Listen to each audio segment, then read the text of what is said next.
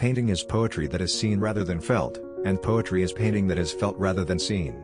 A painter should begin every canvas with a wash of black, because all things in nature are dark except where exposed by the light.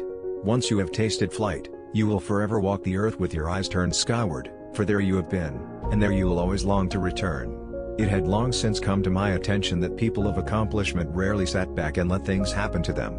They went out and happened to things. I have from an early age abjured the use of meat, and the time will come when men such as I will look upon the murder of animals as they now look upon the murder of men. There are three classes of people: those who see when they are shown, those who do not see. The function of muscle is to pull and not to push, except in the case of the genitals and the tongue. Principles for the development of a complete mind: study the science of art. Study the art of science. Develop your senses, especially learn how to see. Realize that everything connects to everything else. I have been impressed with the urgency of doing.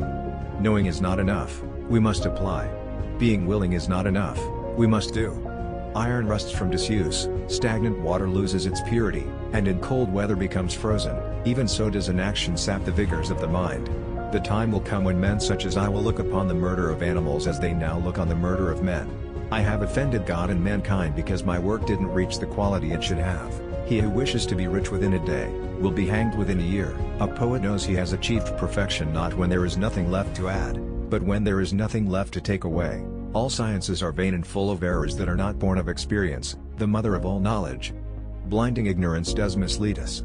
Oh, wretched mortals, open your eyes. He who loves practice without theory is like the sailor who boards ship without a rudder and compass and never knows where he may cast. Learning is the only thing the mind never exhausts, never fears, and never regrets. The acquisition of knowledge is always of use to the intellect, because it may thus drive out useless things and retain the good. For nothing can be loved or hated unless it is first known.